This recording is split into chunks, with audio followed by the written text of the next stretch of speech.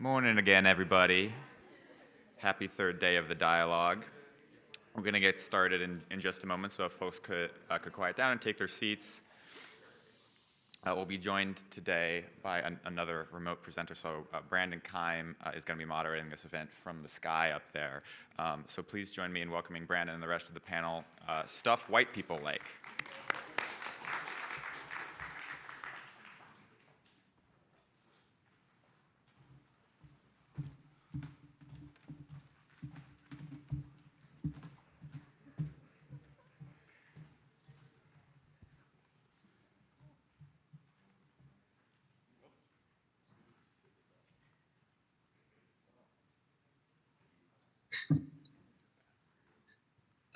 Am I on? Hey.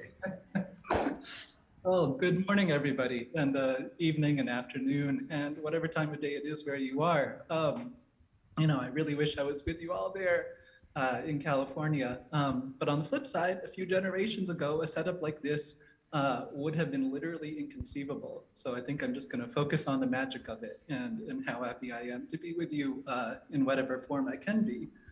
Um, and I also just wanted to say how much I enjoyed yesterday's talks. You all set a very high bar for us. And so, when Breakthrough reached out to me to moderate this, I actually hesitated at first, and not because I don't have thoughts on these matters, but because I really tend to avoid participating in public conversations about race. And maybe this is just a function of me spending too much time on Twitter's trending topics, but I find that they can often be very reductive and very righteous. And to be honest, I kind of worry that I'm going to put my foot in my mouth and just end up getting publicly shamed. But the more I thought on that, the more that really felt like a cop-out, and that those aren't reasons to avoid a conversation, but those are reasons to have a very good conversation. And I would like to start off just by taking a moment to think about the people who lived here prior to colonial settlement and the genocide that followed, and who still do live here today. And we gathered here today acknowledge that we are located on the unceded ancestral lands of the Coast Miwok people of present-day Marin County, who have stewarded this land throughout the generations. We honor with gratitude the land itself and all of its ancestors, past, present, and emerging. We thank them for their strength and resilience in protecting this land and aspire to uphold our responsibilities according to their example. And so those words actually came from a Coast Miwok woman named Lucina Vidari. And she runs a website, coastmiwok.com, and is working on a memorial for her people. And any of you who are interested, I really recommend you check it out. And I have to admit, and I'm embarrassed to admit, that this year I've attended several breakthroughs at Cavallo Point, and this year is the first time I thought about who lived there before. And that is such an important thing to do, I think, both as an act of simple respect and historical awareness, and also as an act of imagination. I think that to imagine a society different than our own and radically different than our own right here where we are now is such an important thing to do. And it can be very difficult to do given just how immobile and ubiquitous the parameters of late consumer industrial capitalism can seem. And so as we try to think of a better society, it's also imperative that we reckon with the histories, the living histories of colonialism and racism and racialized exploitation that have really shaped relationships to nature. And here to help us today in that reckoning and in imagining relationships that are not warped by those legacies, I'm very pleased to introduce Amanda Machado, Jason Swann, and Paul Robbins. Speaking first will be Amanda, and she is a writer whose work explores the influence of race and gender and identity and power on the way that we experience the outdoors, and also a facilitator workshops on oppression and justice. So thank you, Amanda. Thank you so much. It's a beautiful introduction. I hope you all can tell I'm happy to be here and smiling. I am going to keep my face mask on for the rest of this. But as Brandon said, I'm a writer and facilitator and consultant and teacher. But first and foremost, I'm a writer, so I actually decided for my presentation today, I just want to read a few excerpts from two pieces that were really critical in the work that I'm doing and really important for the conversation we're going to have today. So I want to first just read an excerpt from an essay I wrote in 2017, and this was honestly the first essay I wrote about the outdoors, about environmentalism, and really the essay that kind of jump-started me into this work. And so this is about what it's like to be the only Latino person I knew at the time that loved to go hiking.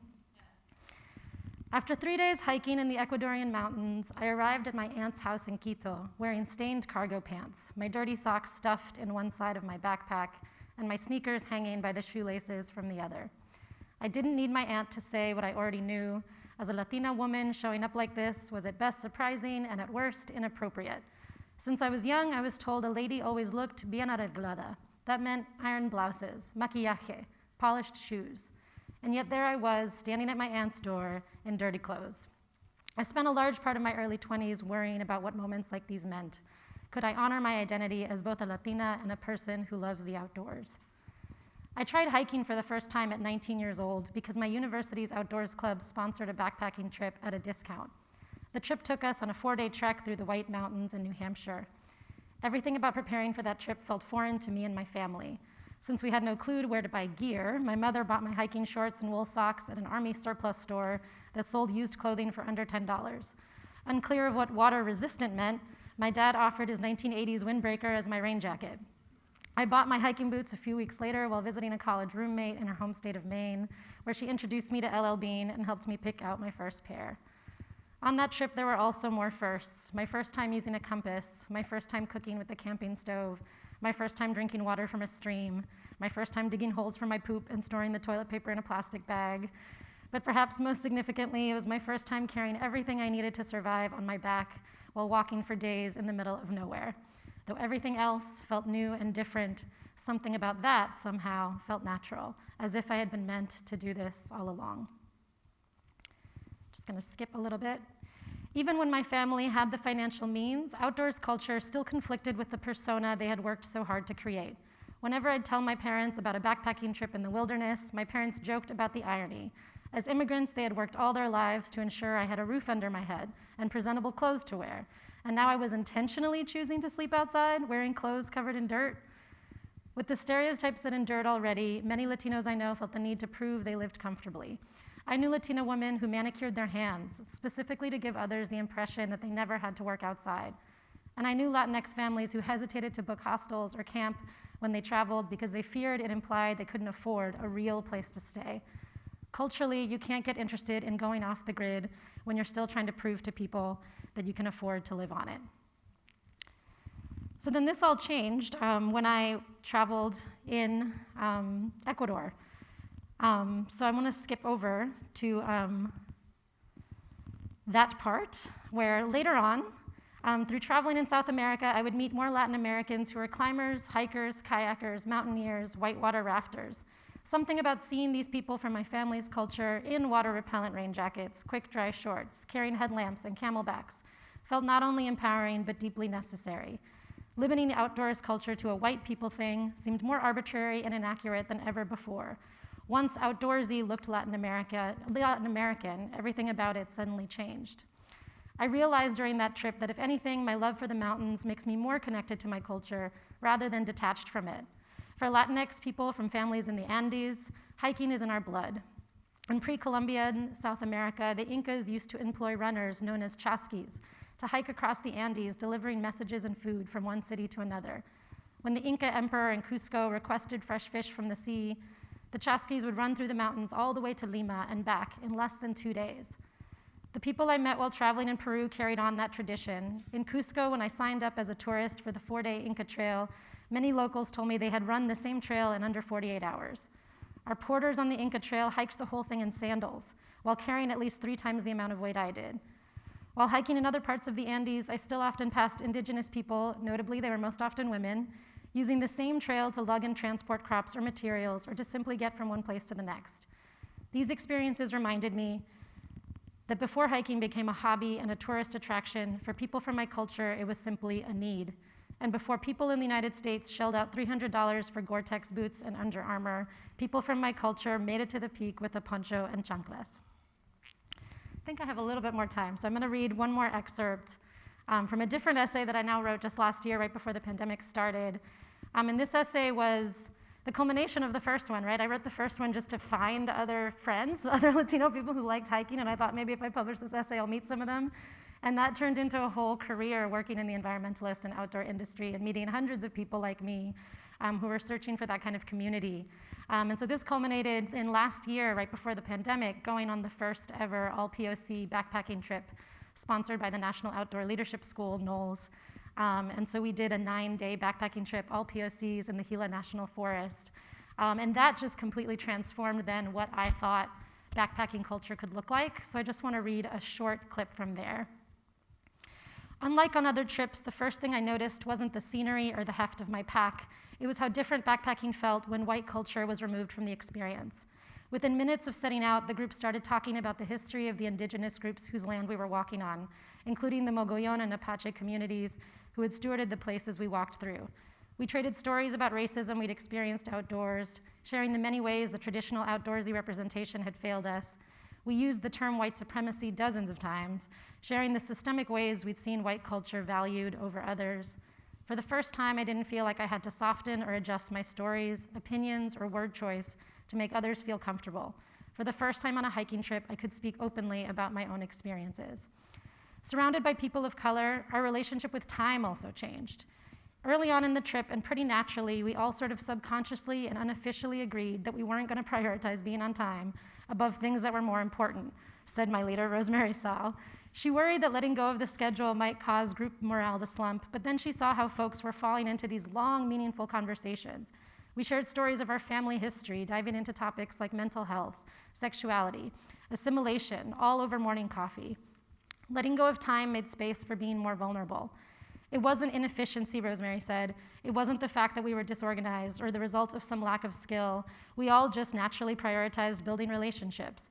Even when we rolled into camp at 10 p.m. because of our late start, we were still laughing, still telling stories, still telling jokes, singing in the dark while we hiked.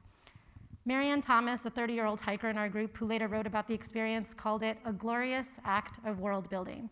For 9 days, we enjoyed the space and privilege to create our own backpacking culture. We controlled what was talked about and what was prioritized. We made the decisions, and we made all the rules. The trip had been billed as a chance to expand our leadership skills, and though we did learn how to tie knots and navigate off-trail, the days we spent in the Southwest weren't about outdoor acumen in the traditional sense. They were about creating an outdoor culture and community, only possible when whiteness was removed from the equation. Reflecting on returning from our trip, Thomas wrote, "Now I am surrounded by people I did not build a world with. For me and other people of color in the US, this is our reality, to live and interact in a system that was not built with us in mind, but that we must still find ways to thrive in. After a lifetime of putting the needs of white people first, in the words we choose, the people we have to impress, the way we have to act, this trip was a refreshing and needed alternative." I carried Adrienne Marie Brown's new book, Pleasure Activism, in my pack during the trip. Around the campfire one night, our group reflected on a line that Brown quotes from poet and civil rights activist Audre Lorde. "For once we begin to feel deeply all the aspects of our lives, we begin to demand from ourselves and from our life pursuits that they feel in accordance with that joy, which we now know ourselves to be capable of." I recently heard Brown speak at a conference for people of color where she told the audience, "An absence of whiteness is not enough to give us a community. Shared trauma does not make us a community either. There's got to be a texture that's more solid than that, because when trauma heals, then what do we have? What pre-existed our current collective trauma? My experience on that trip gave me the beginning of an answer. The joy we shared together created a far more solid texture and sense of community than many other spaces I've been in, and that felt like an important step in demanding that same level of joy in every other part of our lives. Thank you so much.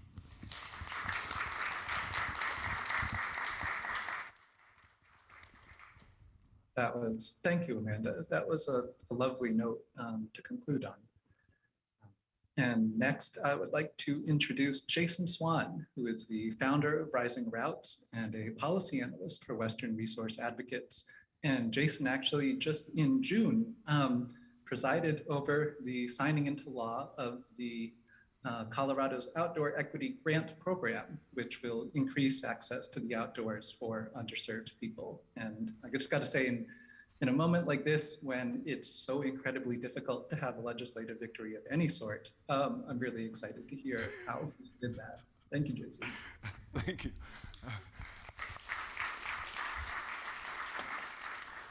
Oh. Well, good morning. It's good to see all of your half faces today. Foreheads look very moisturized. All jokes aside, I'm very thankful for Breakthrough Institute for giving me the opportunity to speak about the Colorado Outdoor Equity Grant Program. I initially wanted to talk about as well was the Outdoor Future Initiative, but that's something you can look up if you go to www.outdoorfuture.org, but I won't speak on that today. I also want to thank the audience and just the speakers before me. It's been a great opportunity to learn new information, to expand on knowledge that I already know, in addition to, and most importantly, unlearn quite a few things that I thought I knew. And I think that's the transformative nature of actually convening groups like this and others, so I appreciate that. I think it's going to be important before I get into the slides and start talking about the work that I do, is to really give you some context. A lot of you don't know me, and give you some context about where I came from, how I propelled myself out of the financial industry in which I was doing, that for most of my career, about 8 years before, just over a year, less than a year and a half, I've been in state policy. And so there's a story behind that, and I want to make sure that we understand what that story is. So I grew up in the backwoods of Sparta, Georgia, a population of about 2,000. We call it the boondocks. Most people call it the country. People in Sparta, Georgia, we call it Spit Town.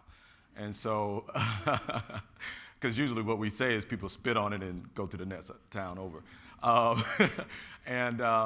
I grew up down a really long dirt road in a cow pasture in a one-bedroom shanty. So, as you can imagine, with a family of 6, that was pretty tight. But my experiences isn't, uncommon. This has happened to a lot of rural areas and communities of color and whoever for that matter. But my connection to the land started there. We didn't have anything to do, so we spent time outside. I was trying to ditch and dodge manure every time I tried to catch the bus. We didn't have a public pool, so a lot of that time was spent. If the rain came down, the ditches filled with water, you can see me kind of doing a cannonball into the ditches. I would come out with ticks and everything else you can imagine on me. I was very experimental. I would like to say that I was a surveyor of the land. So I spent a lot of time just roaming through the land, surveying it, just being very interested in what was on the ground. And, if I found an insect or, God forbid, something bigger, I would just want to dissect it. That's what kids do. It may sound cruel, but that's what I would do. And I would climb just the highest trees, and I also fell down some of the highest trees. So I broke a lot of bones in my day. But that led to the connection of the land.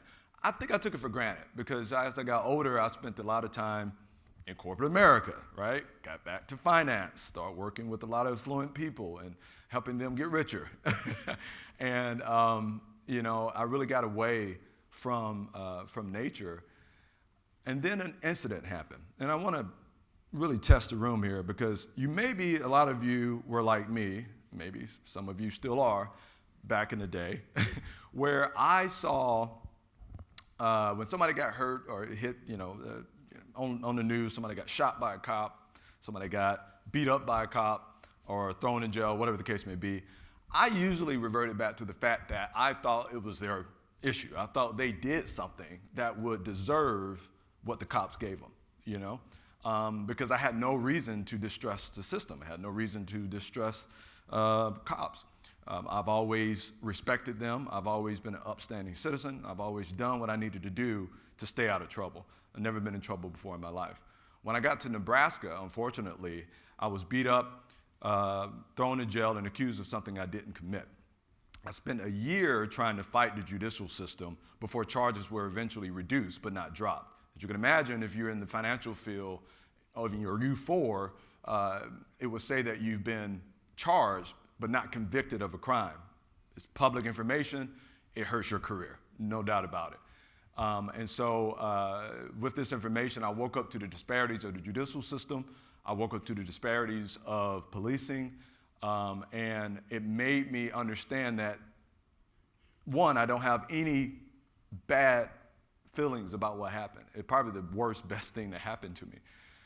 But I left I left Nebraska and went to Colorado, and I found respite in the melodic powers of nature. It healed me. It really healed me. I mean, spending time in nature afforded me the peace and equanimity I was looking for. And through that healing and through that change, I started to work more with communities. Organizations like Outdoor Afro, which was founded here in Oakland, California, Latino Outdoors, Outdoor Asian, and so forth and so forth. And I continue to work with these organizations because I wanted to learn more about who they were. I wanted to build more empathy and more building connections with these organizations and different people.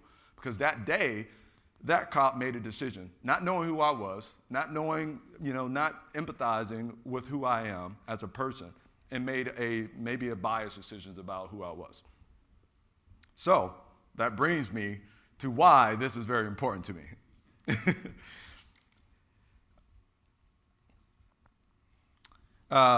So nature is supposed to be this great equalizer, right? However, American society distributes nature, the benefits, and the effects of its destruction and decline unequally by race, income, and age.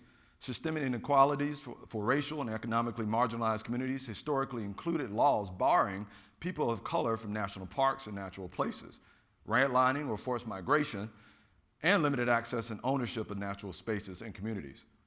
Communities of color are 3 times more likely than white communities to live in nature-deprived places, and 70% of low-income communities across the country live in nature-deprived areas. While the progress has certainly been made, too many people still experience frequent racism and discrimination and a variety of barriers for accessing outdoor recreation, opportunities, and participation in environmental initiatives. In 2021, as we mentioned before, a coalition of 60 local, state, and national organizations worked together to find solutions to the racial, economic, and demographic disparities in access to natural areas in Colorado. It was an honor to be able to have this opportunity to work through my role as a land policy analyst to be able to give policy recommendations for this coalition. Following the examples of 2 successful outdoor equity grant programs in New Mexico and California, this coalition laid the groundwork for Colorado Outdoor Equity Grant Program through House Bill 211318. This will provide meaningful, proportional, and sustainable funding to organizations that work with underserved youth and families to provide educational opportunities and experiences in environmental conservation in the outdoors. Now, California has something similar, so you can look that up. And also, it's one of the main places that I actually looked to research to be able to create the one in Colorado. Through our efforts to pass the Outdoor Equity Grant program into law, I noticed that much of the general public supports the notion of getting more people outside, but there remains an incomplete understanding of why this initiative is so urgently important. The truth is, the outdoor equity benefits the lives of underserved youth and families far beyond actual time spent outdoors. Research confirms that time spent outside is essential to the health and well-being in so many ways. Not only does it improve physical and mental health, but more time in nature actually translates to better academic performance, increased enthusiasm for school and school activities, and a lessened likelihood for attendance problems for dispossessed youth. Through improved health and enhanced life and leadership skills, outdoor equity helps people transcend their circumstances. While there is a long road ahead, there's an important step towards a more equitable Colorado that is worthy of substantial investment. And to that end, my hope is that our discontent for equity, for people, and for this planet be made anew through inclusive stakeholder engagement, a love for justice, and a shared desire to see all Americans live a vibrant and more meaningful life, we do what we haven't always done. We listen to each other, easy, or at least you would think. We build relationships, easy, but you at least, like I say. We lean into empathy, hold ourselves and others accountable, and act where we see the faintness of inequities. Thank you so much.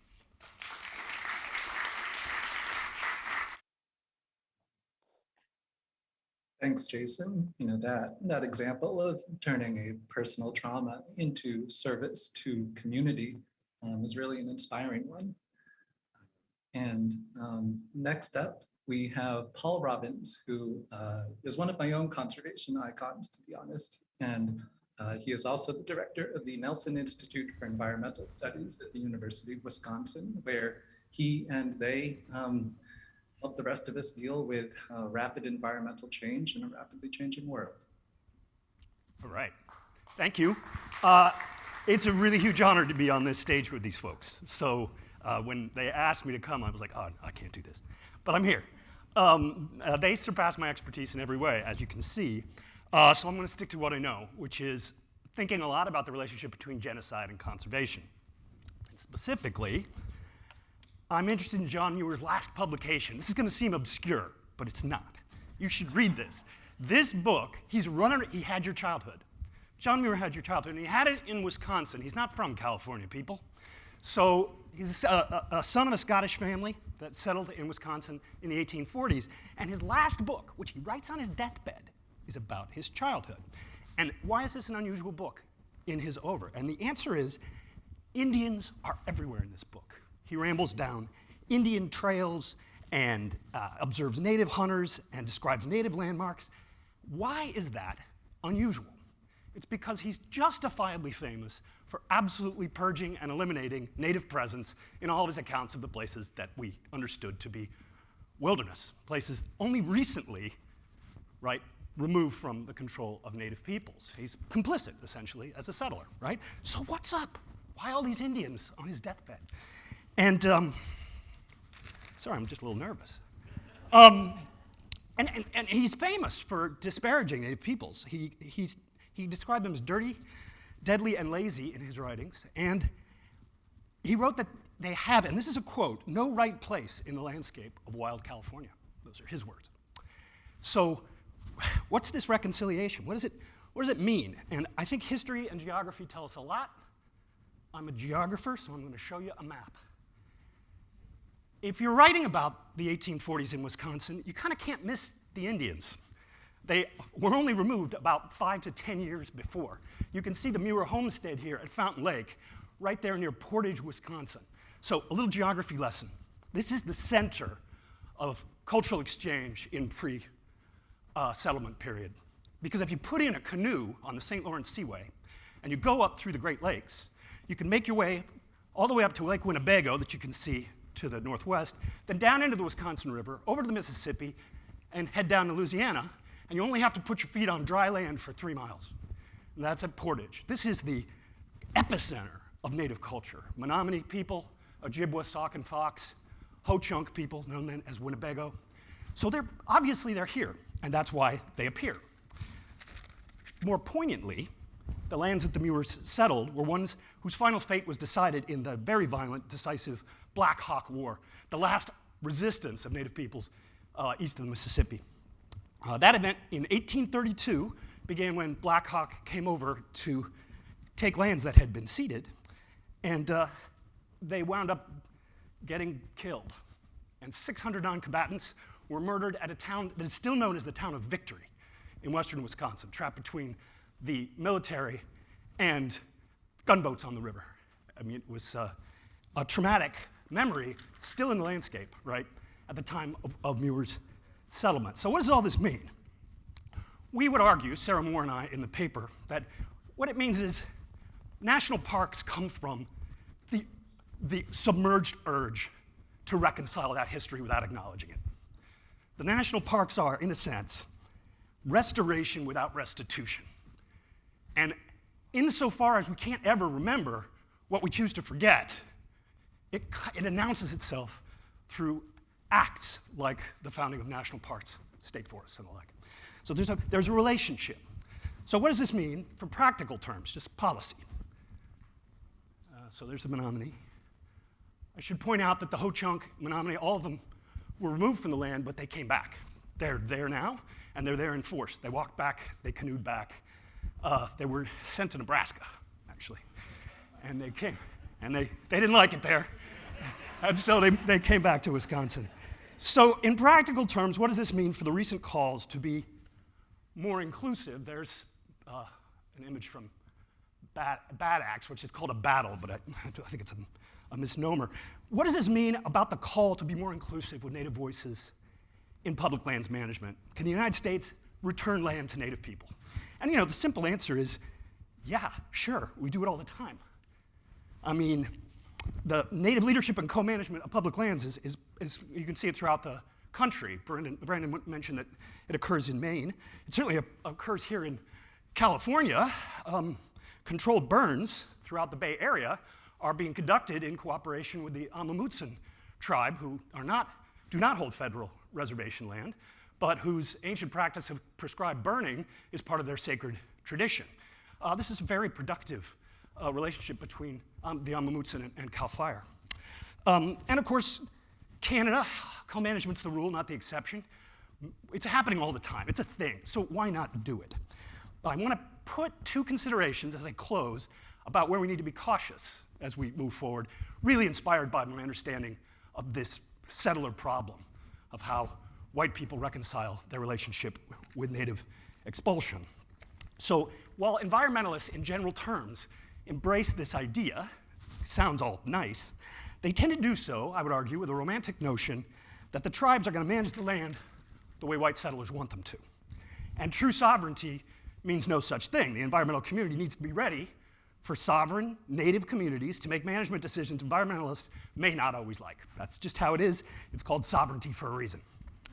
Second, it's going to be essential, and Brandon provoked me to think about this, to think about reparations beyond the federal public lands. Why heap all of this on the national park system when, in fact, land loss is a ubiquitous part of history?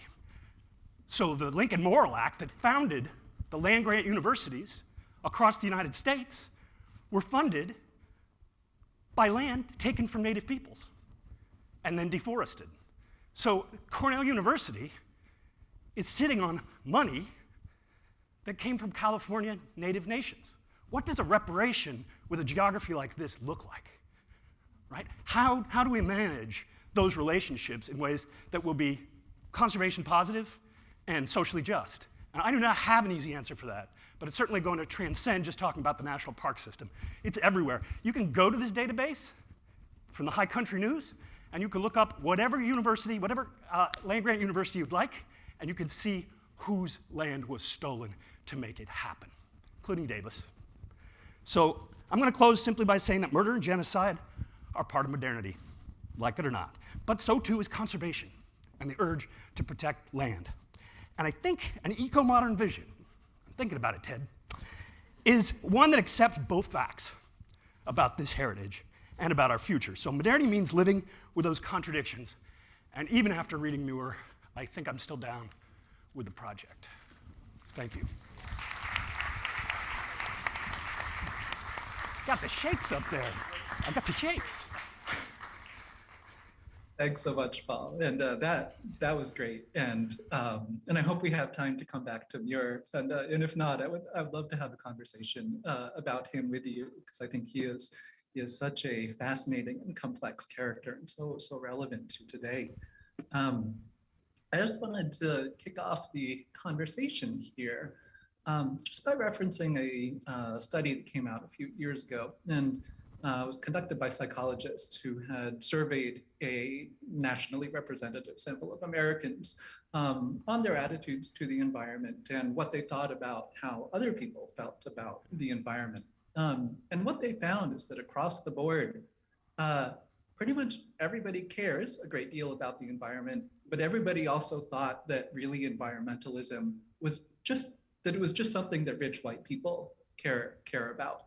So, the average rich white person would say, oh yeah, I care about the environment so much, but it's really just my people who do this. And, the representative Black person would say, I care a great deal about the environment, but environmentalism is just a thing for rich white people. So I wanted to ask just, whether the dynamic described there is, something that resonates at all with your experiences, and, whether what the tensions are there, whether that's an impediment to getting to where we need to go.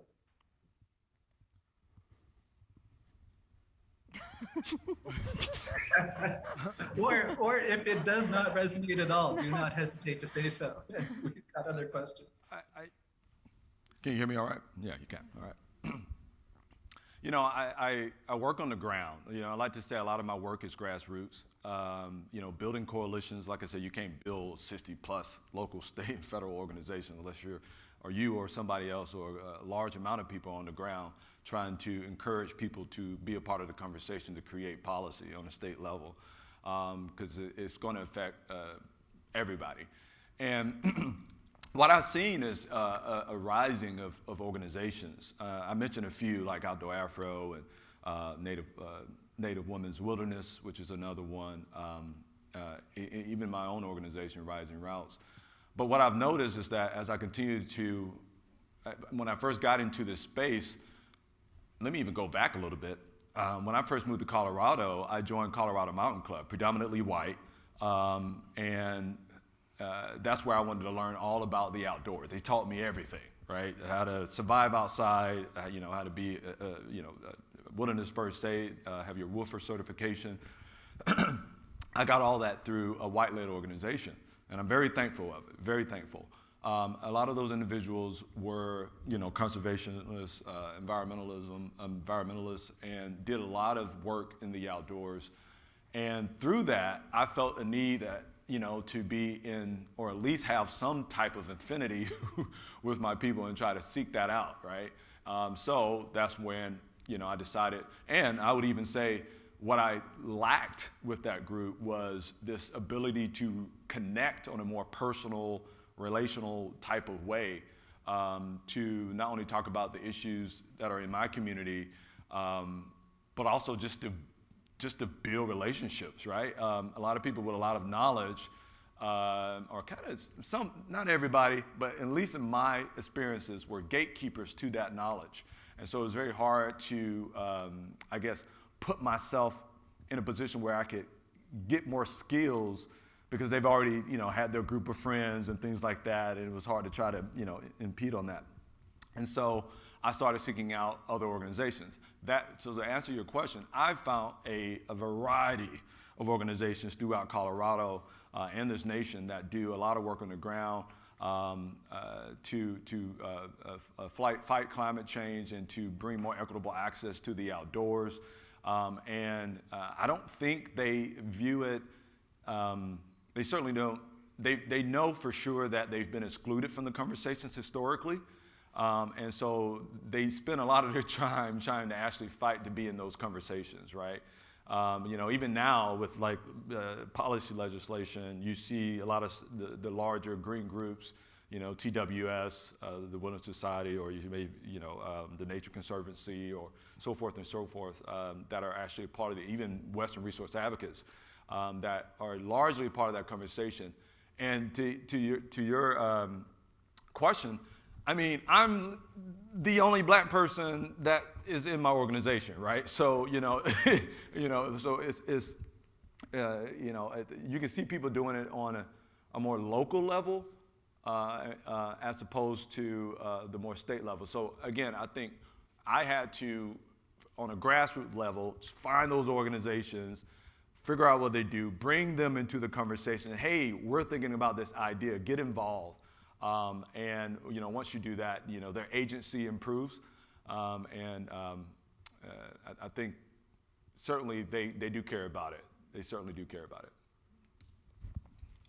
I can go next. I think I'm overwhelmed by the question because I feel like it's the question I've been trying to answer with a lot of my writing over these last few years. And first, I just want to start with whenever people say this, that rich, white, wealthy, people are the leaders of the environmentalism movement, I think of the Oxfam study that found that the richest 10% of people in the world produce half of the world emissions. So I would argue that it's the rich, white, wealthy people that are the problem, and that it's the consumption of wealthiness, of wealth that causes climate change, right, and is most responsible for it. So to me, it feels, when I see studies like that, it feels so strange that we've seen this as an elitist thing, when it's actually elitist behavior and consumption that is driving this, right? And it's people that don't have that kind of wealth that in some ways are the most environmentally friendly without knowing it because they're not consuming so much. And so one way I just want to reframe environmentalism is just to have us stop wondering how we can provide access to people of color, and instead think about how can we see them as the leaders in this movement, because they're already acting in ways that are environmentally friendly, even though they might not have the terminology that we use or the buzzwords we use within the movement. I think about my mom and the way we grew up. We never used paper towels. We always used cloth and old rags and old clothing as our way of cleaning things to save paper. We would use plastic containers from yogurt as Tupperware, because why would you buy Tupperware when we already have these containers? My mom was living a very zero waste lifestyle. She never used the word zero waste, but she was raising us on that. And I think about, I did this just this last summer. I went to visit my family for the first time during COVID, and I tried to introduce my dad to cacao and chia seeds. And he laughed, and he just said, I'm from Ecuador. Like, we invented cacao.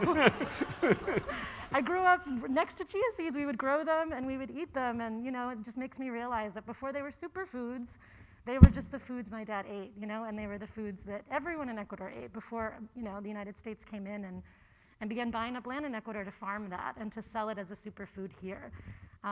So I really do think that there's so much leadership in POC communities, and the more we try to think about POC communities as leaders in this, and folks that we can listen to and learn from, rather than folks that we need to provide access to or teach, I think we'll actually learn more with that reframing. Right on. Briefly, the problem at the University of Wisconsin-Madison is that people of color find the town and the university intimidatingly white to begin with. So our theory of change, so retention is low, and it's very hard to recruit, even from Milwaukee. Our theory of change was to found the Community Environmental Scholars Program, which is for historically underrepresented first-generation students in environmental studies, because we thought land-based, community-focused education would actually improve their retention rates, because they do care about nature already. And we're still assessing it, but we're trying to use nature, I guess, to overcome a structural problem within the university itself. Interesting.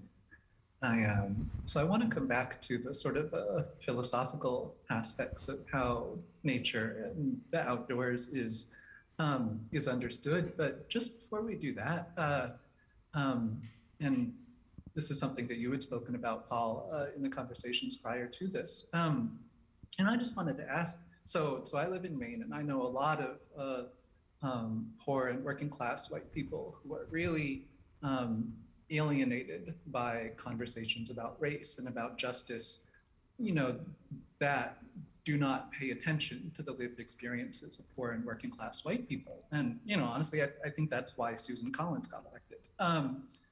And so, I wanted to get your thoughts on whether there are ways in the context of the conversation we're having here, there are ways that, we talk about nature and environmentalism and making things right in racial terms. Are there ways that we can do that either risk inflaming divisions between people, or conversely, that can really help cross those divides?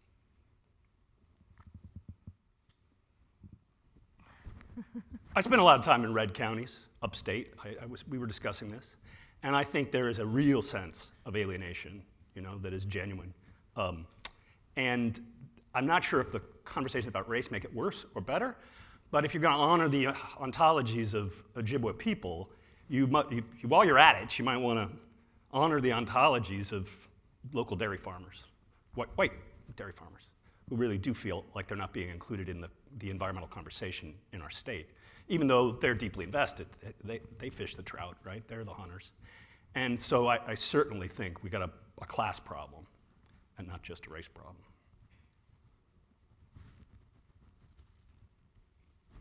which can be fixed. Jason, I would imagine that bringing those people together is something that you've confronted certainly in getting the legislation passed. Yeah, I mean, it's, I have to be frank and honest about this. Race is always, because it's a part of the conversation, it seems like in every media outlet or even in our own experiences, our own lived experiences. Obviously my incident that happened to me was my lived experience, right? I think the more that we talk about it, the more that we use, I had mentioned this before, that education is the catalyst in which, personal and systemic transformation creates more equitable outcomes for everyone. And I really do believe that. I feel that there's a lack of education equity, not just between, not just with white people, but also within our own cultures and within our own selves. We need to better understand our history as well, so that we can, walk in our own agency and our own power and lead in these conversations. And so I don't think it will divide us at all. I certainly think it would definitely bridge a gap, just for better unity, I guess. Mm-hmm. Yeah, I'm agreeing with what most folks are saying. I think we spend a lot of time talking about capitalism and a lot of time talking about racism, and just in the last 2 years, I hear the term racial capitalism a lot, and I try to use that word more often because they're so intertwined as systems that it's true. You can't talk about racism without also talking about the class divides in our country that are very real and also affect white folks. And you also can't talk about capitalism without acknowledging the foundation of how capitalism thrived in this country, which was through slavery and through stealing indigenous land, right? So those two systems work together so well, unfortunately, that we really have to think about them. I'm trying to think about them as interconnected all the time. I also think we have to realize that even in rural and red state communities, racism and racial dynamics exist there too. I wrote a piece about Mammoth, California, and how Mammoth, California now is almost 40% Latinx, and even though it's a very rural area, some place that I used to think was a very white town, it's becoming incredibly Latinx, and it's mostly because that labor comes in to support the ski town and the ski tourism there. So we also have to keep reminding ourselves as well that rural does not necessarily mean white, and especially not now, Yeah. and red areas are changing, and thinking about how we can connect those communities as they're starting to work together, rather than continuing to create those divides. Really glad you made that point. And, I fall into that trap myself too sometimes, of sort of equating rural with white. And you're absolutely correct that it's not always the case. I also wanted to sort of touch on two related things in how we think about the outdoors. And so when I hear people talk about getting traditionally underserved communities into the outdoors and providing that access, I think that is absolutely a wonderful and vital thing to do. I also get a little uncomfortable sometimes with the way that the outdoors and nature is being framed, sort of primarily in terms of our own benefits. And this applies to nature schools and, all sorts of conservation discourse, where it's, okay, this is nature, nature that we should care about and think about in terms of psychological benefits and physical benefits and all those other good things. But there's really no sense of nature as, as other living beings for us to care and respect for. And so I was just hoping you could make me feel a little better about that kind of stuff. Speak to how we think about nature when we have these conversations. I'm thinking about this question, and I want to be able to answer it correctly. When we passed the Outdoor Equity Grant Program, it's so much more than about creating access, as you mentioned. We're literally want people. I mean, let me give you an example. Colorado is 50%. By 2050, it'll be 50% more, in the workforce, 50% more people of color, or up to almost 50% of people of color, led by the Latinx community. So that alone should spur some conversation about the economic validity of Colorado, and that it makes sense to invest into our communities. It makes sense to invest into people of color if the future of our workforce is going to involve mostly people of color, or at least half of that percent.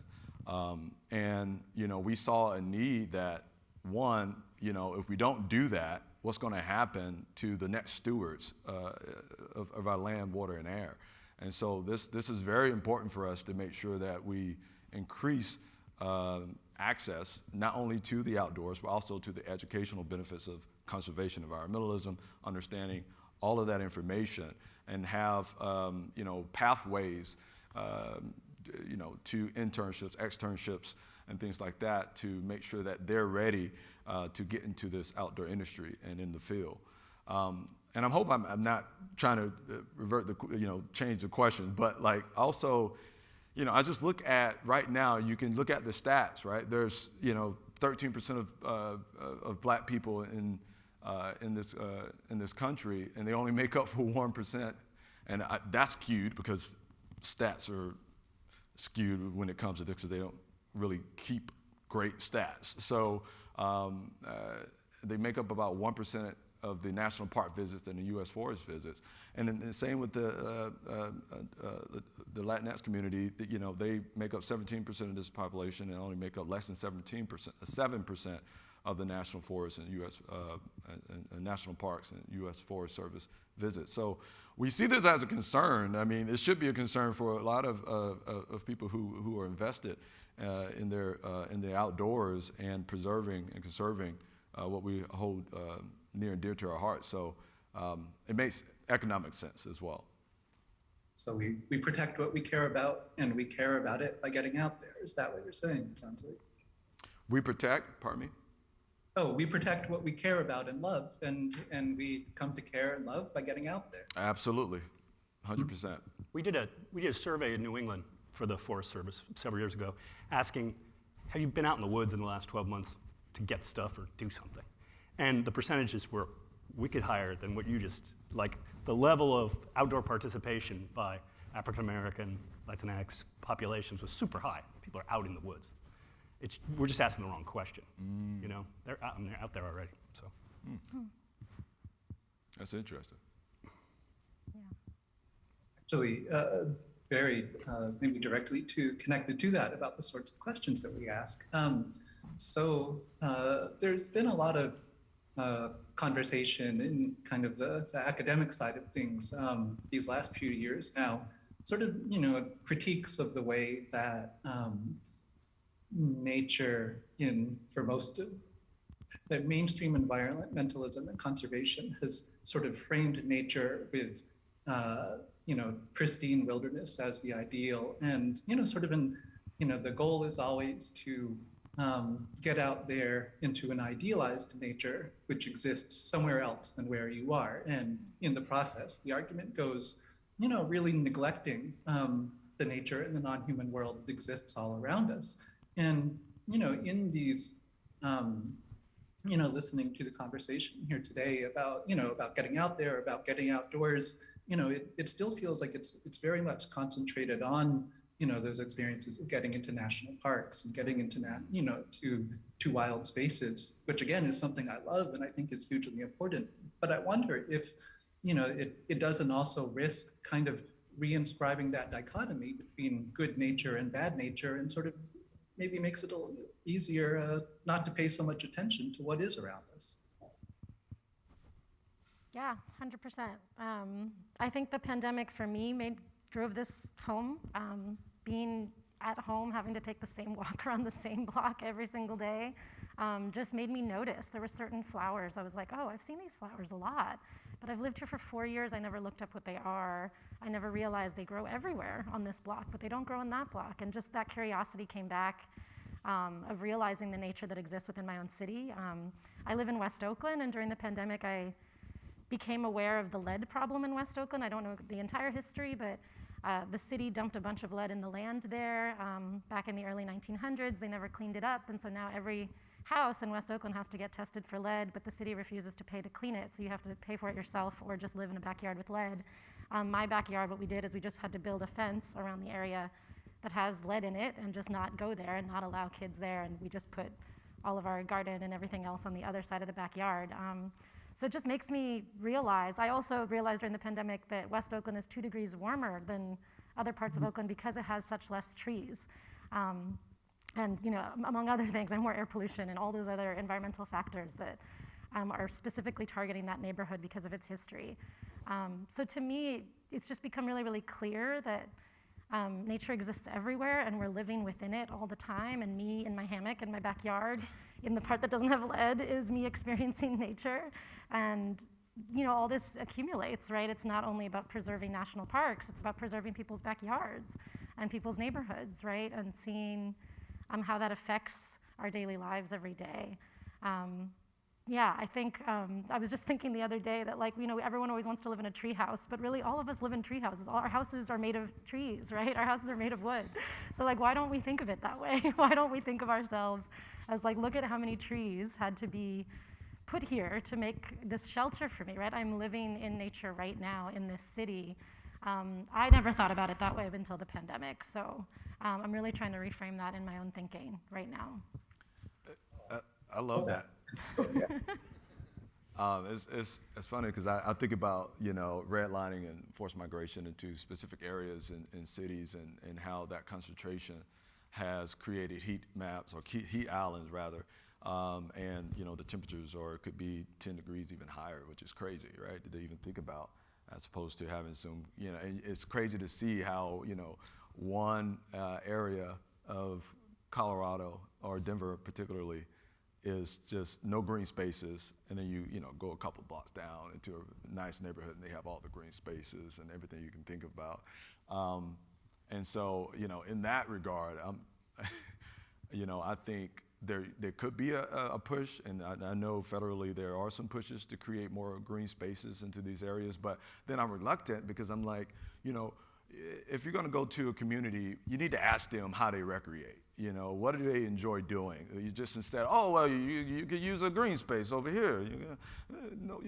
Do they want that? And how is that helping them in their daily lives? How is it solving some of the other problems, right?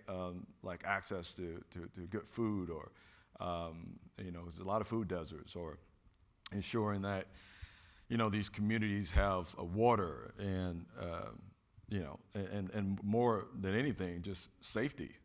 And so it's more analysis need to be done and specifically to really figure out what these communities need, and they may not be wanting a green space.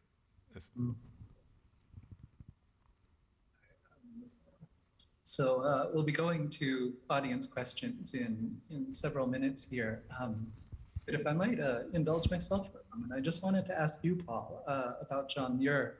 And he's somebody I've been thinking about a great deal lately. And I just happened to read an article that the Sierra put out by a historian. I think it was John Barnett, I can't remember, not long ago. And he was kind of trying to redeem John Muir. And he made the argument that, we have this understanding of Muir as somebody who really tolerated and supported practices of genocide, especially when it came to excluding indigenous people from their homes. But the historian argued that, we kind of got it wrong, that in fact, Muir was somebody who had really spoken passionately against policies of genocide that the government of California had implemented at the time he came there, but that his great failing was his failure to understand that the indigenous people he met early in his life and spoke about in very derogatory ways, that he just didn't understand that they were the survivors of an ongoing genocide, and that they're, the dirty people he saw were refugees and victims. But then later in his life, when he was able to meet indigenous people who had to some extent been spared the worst of that genocide, and he could encounter them being humans in full, that he was very open-minded towards them, and much more open-minded than many people in his time. So I'm just curious what you think about that, and maybe I'm just trying to salvage a hero I don't want to let go of. But then I also wonder, maybe there's a lot of good there that we risk throwing out if we don't appreciate the complexity of his thinking. Yeah, I mean, given 7 minutes, it's not a lot of time for a nuanced argument about John Muir, who's a complicated figure. We provide what we call a symptomatic reading of Muir. So this is Lacanian psychoanalysis. And the reason is we are John Muir. I mean, that submerged memory is me too. So that work has to be done. I can have all the love in the world for John Muir, and I do, right? We have the parks. I believe in the parks. So we have to read him symptomatically. Like, where's his sickness coming from? There's an interesting little story at the end. He wrote a small essay about trying to write Boyhood and Youth, the book, and he couldn't do it.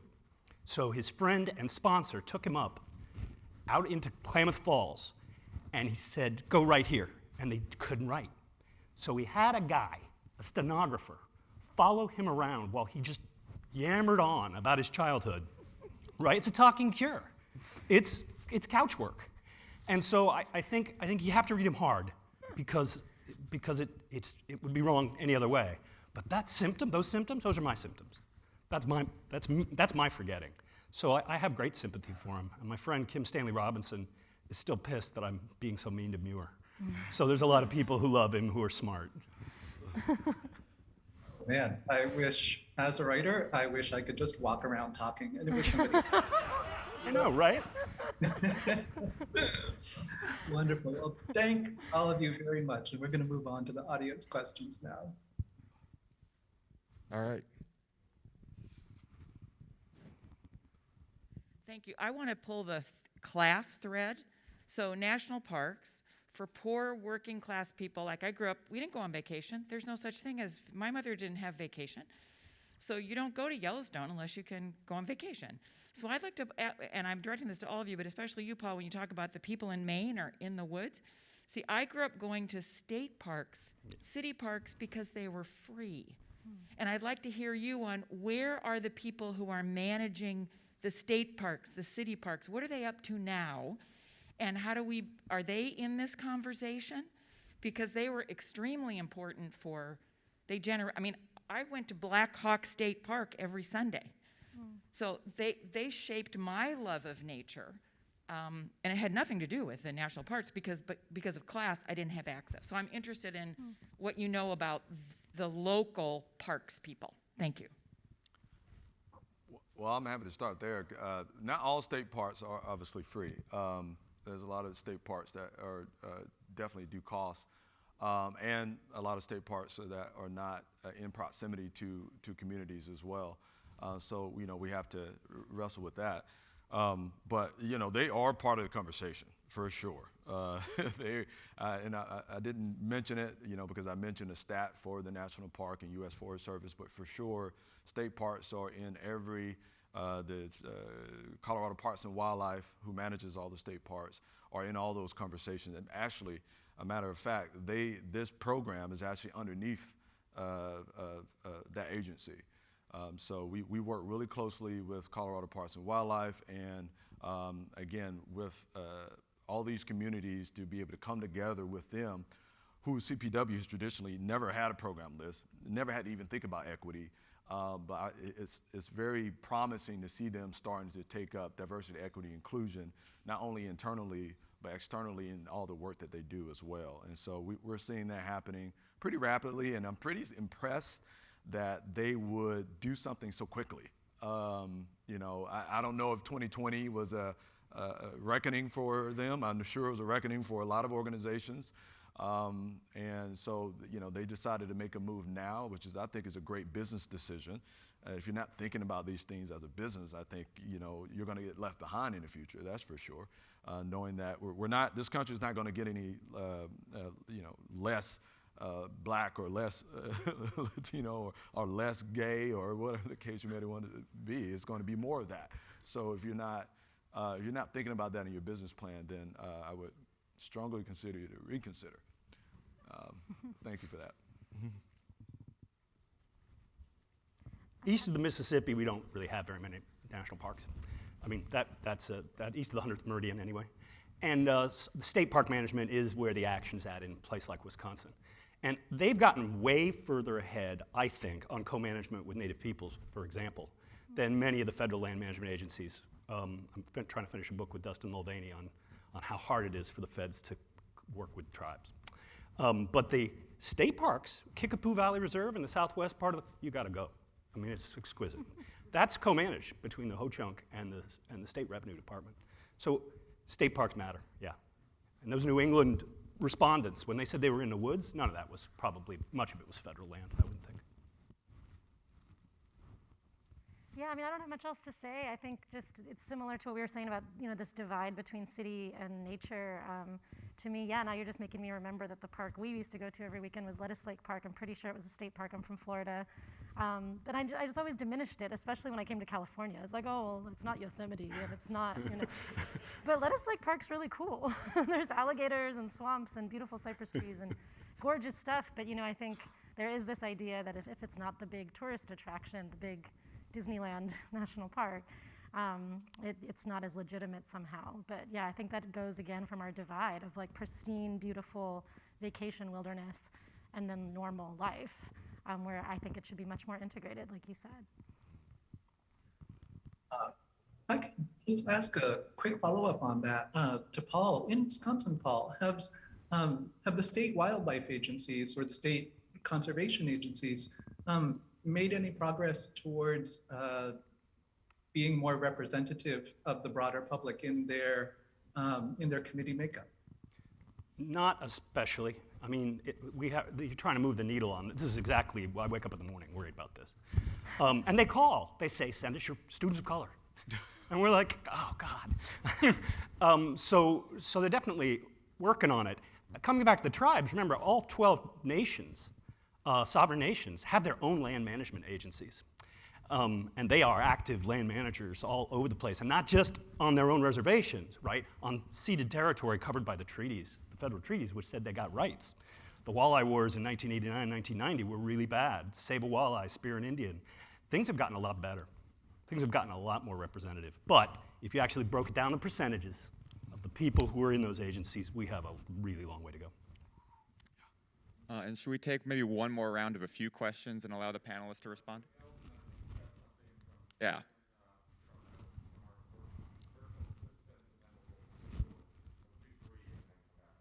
My question is really quick for Amanda, really, but also for Paul. I was struck by the way you described being able to get away from whiteness, and I wonder about, is that possible? One of the things that I have biracial kids, and I talk to my kids about whiteness and about not being able to get away from blackness and how the blackness is constitutive of what it means to be American, what America is. And I try to not get them to get away from things, but rather to appreciate the complexity of it. Now, I also appreciate that whiteness can be a source of oppression and it can sit on top of you, and maybe getting out from under it is part of what one needs to do in order to find space. But I wonder just how you negotiate that kind of psychologically. And we also have a question from Caleb Weinbrenner on our virtual site. Caleb wanted to ask about urban gardens and local urban gardens. He asks about the relationship between accessing green spaces and urban problems like food deserts, and how community garden initiatives might fit with some of the narratives that we're talking about on this stage. And hi, I'm Garrett Broad, and appreciate your comments today. So my question is really sort of about the emerging DEI industry and the approach of the DEI industry. So I work at a university, and universities realized last summer that racism was a problem, which I guess is like a few years after the environmental movement realized that. But much of the response has been like super sort of discursive. It's putting out lots of statements. It's making people sort of do these trainings where you say this, not that. And I think that's a really insufficient approach for a lot of reasons. And I'm kind of wondering how you are approaching that in your work and sort of what matters in terms of symbolic and representational politics and what can be done at a more kind of fundamental material level. And how are you navigating that in your work? Thanks.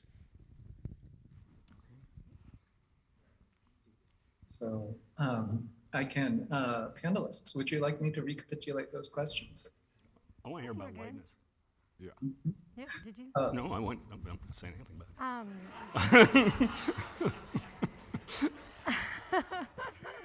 I'm going to answer the DEI question and the is it possible to get away from whiteness question. I think they're kind of related. I think getting a short answer, not really. You have to hike, I guess, 60 miles with only POCs into the woods to get away from whiteness. That's the only experience I've ever had of doing that. But I say that actually as a joke to say that what is necessary, I think in this point, that I do in my DEI facilitation work is affinity spaces. I think folks who have any identity of power, if you're straight, male, white, any of those, I think you can understand why folks, it has to be a both and. We have to have conversations together where we learn from each other, and we have to have moments where people can take a break and learn from only folks that have their same identity and be affirmed in that identity and reconnect with that identity and understand their own power in that identity as well, right? And do work that you have to do only with folks who come from that same foundational background. So that's the only solution at this point that I've come up with, is that we just need to have both. We need to be having mixed conversations, and we have to deeply respect affinity spaces where we allow folks to go into the woods or into a meeting or into a party where it's only a certain identity is there, because that is a very sacred and important space. And a lot of growth can happen in that space. And I say that for folks with privilege and identity too. I think white men should be having groups together. I think straight people should be talking to each other. I think cis people should be having groups and having conversations only with each other as well. It's just a different kind of connection and a different kind of discussion and a different kind of psychological growth to your question that can occur in those spaces. So that's what I do in my DEI work as well. I try to encourage organizations. It's very hard to get folks to agree to have those affinity spaces and to at least create some time within their organization to be having those discussions in separate groups. The other thing I would say is that what I learned most from this year to the performative activism that you're describing is that the best way I can sum up what folks need to be doing if they're gonna hire someone for DEI is that they need to be willing to understand and acknowledge what power they are willing to give up. You can't have it both ways. You can't have as much power and privilege as we do and want to have equity and inclusion without giving something up. And that's really uncomfortable, and people don't like to hear that. They like to think of something where they can have all the power and control still and people of color get something, but it just doesn't work that way. Something has to be equalized, right? And to do that, you have to be willing to step down from your position of power, willing to give up the decision-making power, willing to give up money, willing to create reparations, willing to be not the one speaking at certain times or moments. There's many different ways you can give up power, but most organizations I work with stop at that step, right? They want to do everything before that. They want to, write the statements, change the policies, all these things for equity, but the moment when it gets to be like, well, to really create change, you have to give something up, that's usually when people back off. And I think that's where we're at as a country too. So that would be my advice, I guess, to stray away from performative activism is ask yourself the uncomfortable question of what am I willing to give up or share? And that's when the change actually happens. Yeah, I love all of that. I'm not going to say much, but because I think you answered the question, but I do think, there's this assumption that all problems, including the environmental problem, can be solved by making it profitable to corporations and to affluent individuals in the ruling class. And so I think that's just an assumption that has to die, and until that happens, this trickle down, and once you get it to the corporations and everybody else gets paid first, then somehow it can be trickled down. And I don't think trickle down anything has never worked. So that's my only comment. Got nothing. And then Brandon, I don't know if you can see the clock, but we are out of time, so I don't know if you wanted to wrap up for us.